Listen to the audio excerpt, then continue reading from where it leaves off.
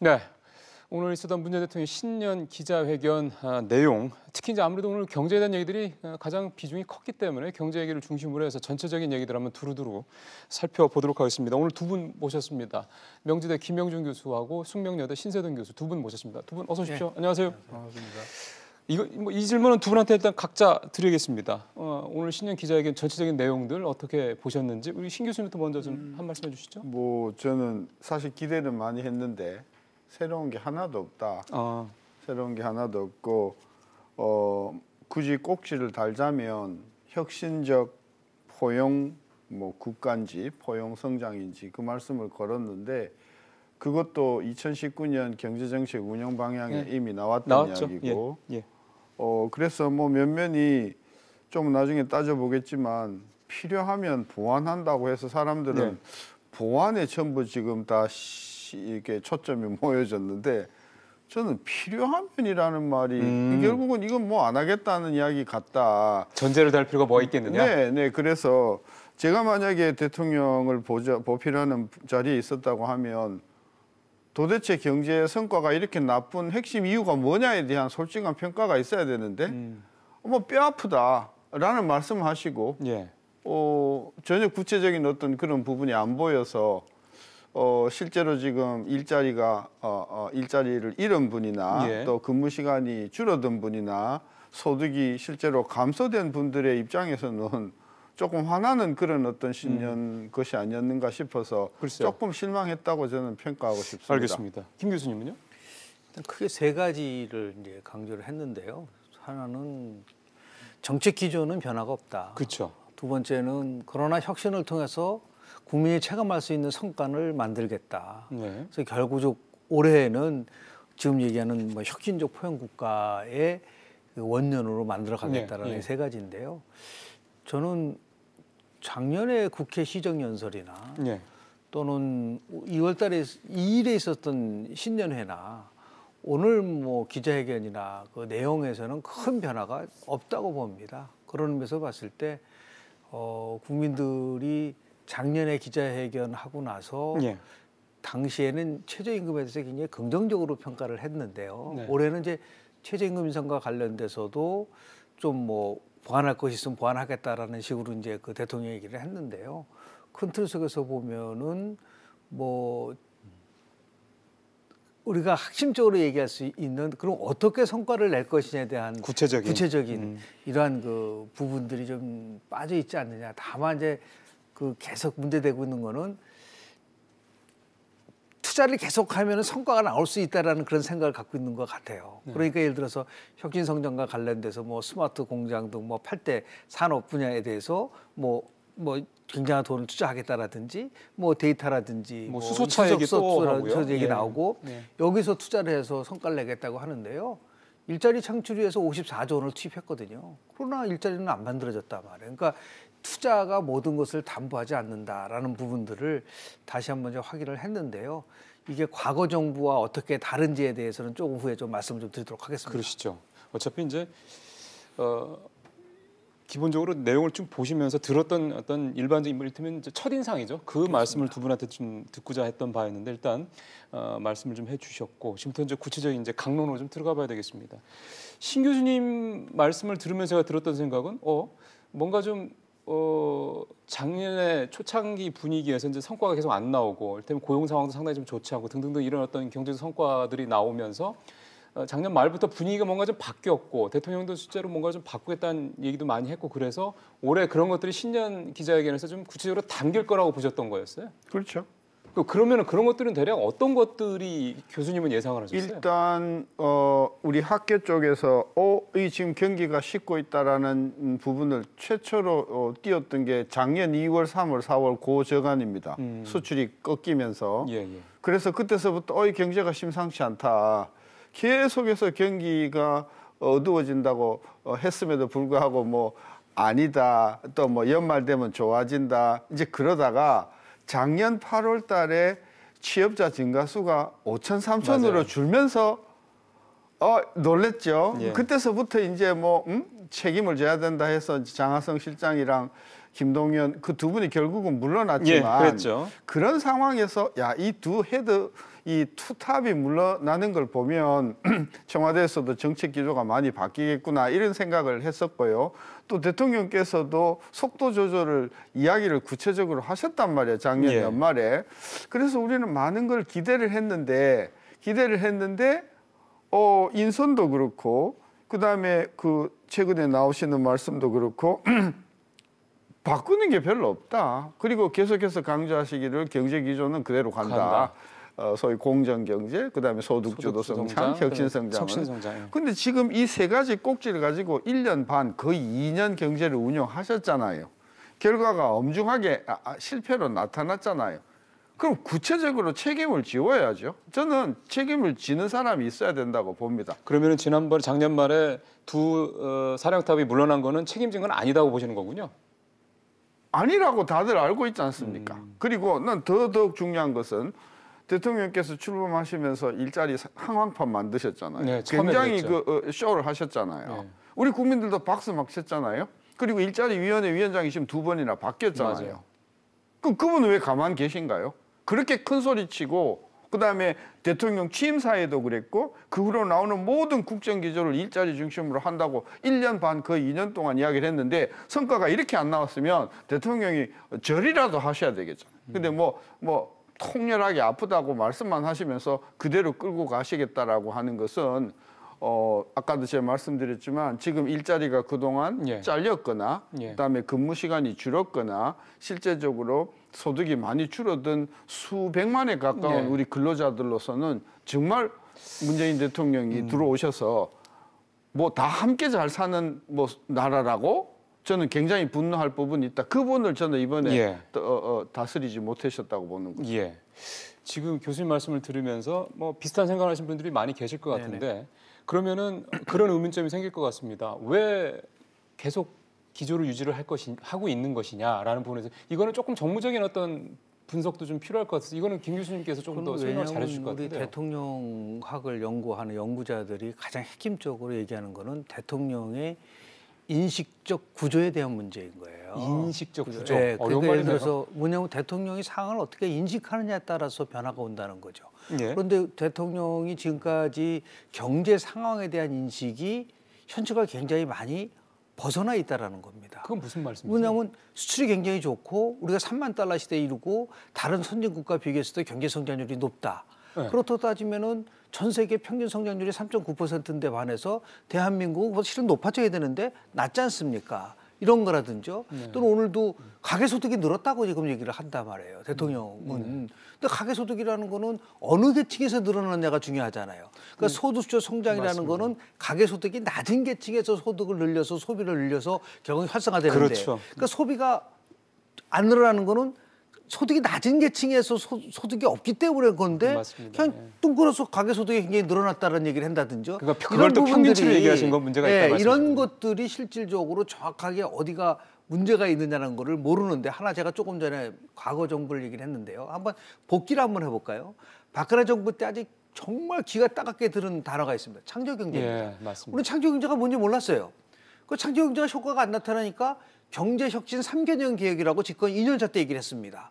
그리고 집권 3년차 때 다시 또 뭐를 끌고 나오냐면 경제 활성화라는 걸 끌고 나오고 경제 4대 개혁이라는 것을 끌고 나왔단 말이에요.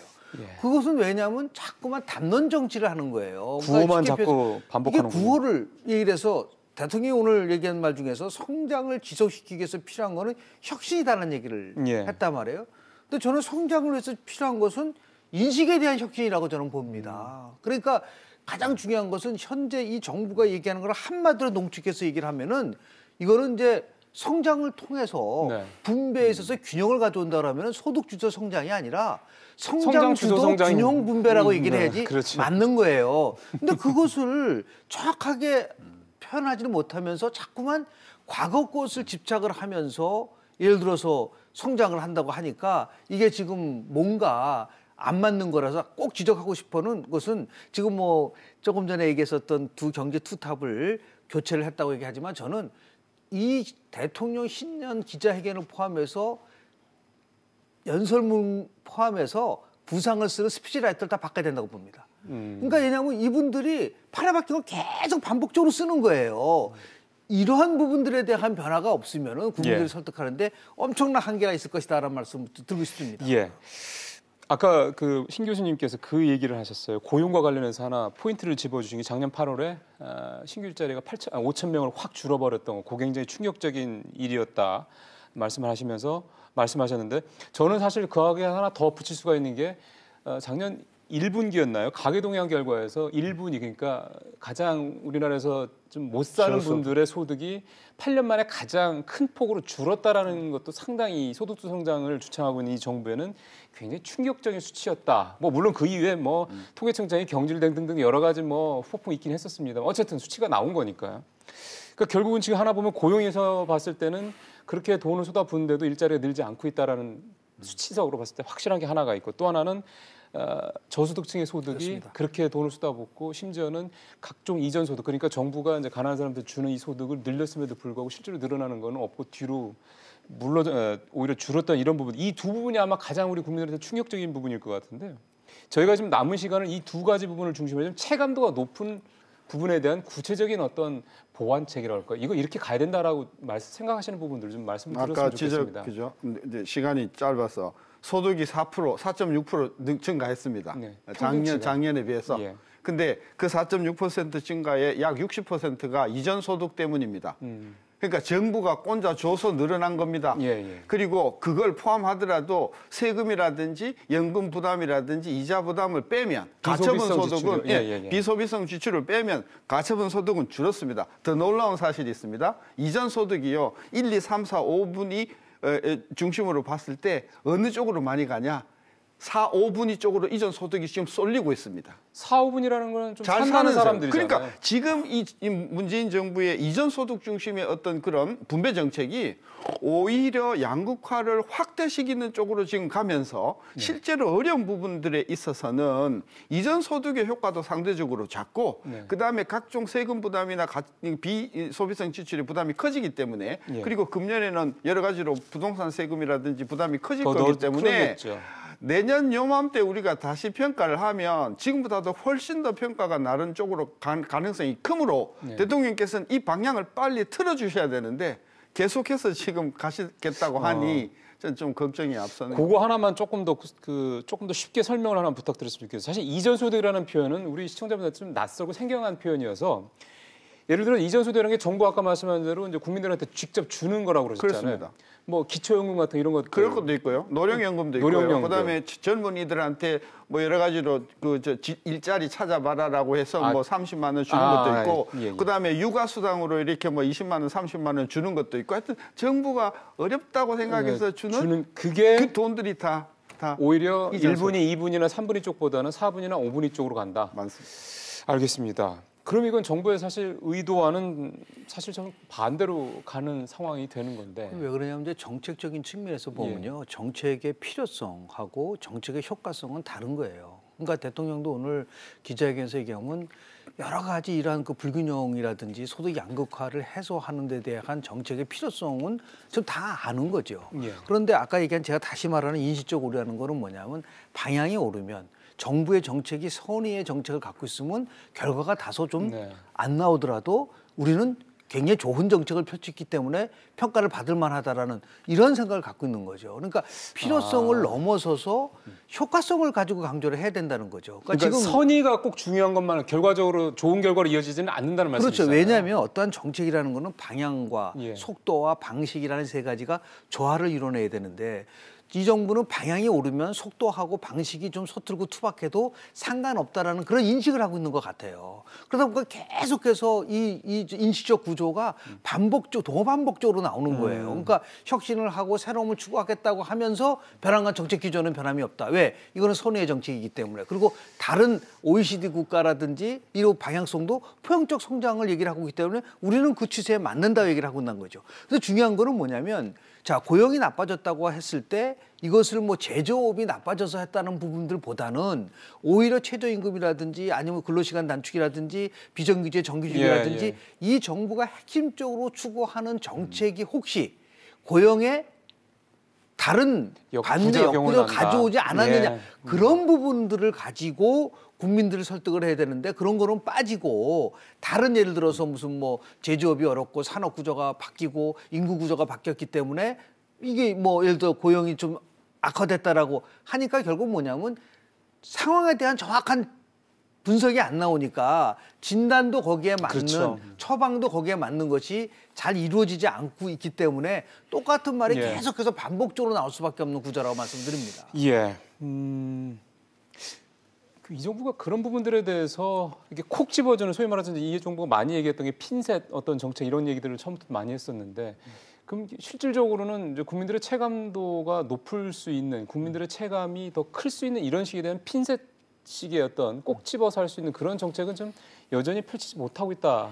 이런 상황이란 말씀이군요. 예, 김형준 교수님은 지금 대통령 주변에 그 스피치라이터나 이거 쓰는 사람 다 갈아야 된다고 생각하는데요. 교수님은요? 저는요 경제 정책을 하는 관료들 다 바꿔야 된다. 그 관료라는 말씀은 장관 그 밑에 실무진도 그렇죠, 얘기하시는 그렇죠. 거예요. 예, 이분들이 그 정책을 그래서 2019년 정책 방향도 2018년, 17년, 16년 이제 다 필사를 하면서 맞아요. 이 사람들이 어떤 이야기를 쓰고 있는가를 보면은요 계속 소위 돌려막기를 하고 있어요. 여기 있던 게 조금 뒤에 일로 가고 어떤 걸 이렇게 그러니까 결국 이 사람들은 문제를 해결하겠다는 어떤 의식을 가지고 정책을 내는 게 아니고 과거에 어떤 정책들이 나왔나를 가지고 돌려막기를 하면서 이런 정책을 내놨습니다라고 하는 것만으로 자기네 소임을 다 했다고 생각하기 때문에 두만 보고서 내놓은 거에 그렇죠. 만족한다 이거군요. 이 사람들이 안 들여다보는 줄 알고 있거든요. 꼼꼼하게 들여다보는 사람들의 입장에서 보면 이 정책이 전부 겉도는 정책이고 알맹이는 하나도 없고 그냥 허울말 있는 정책들이 많다.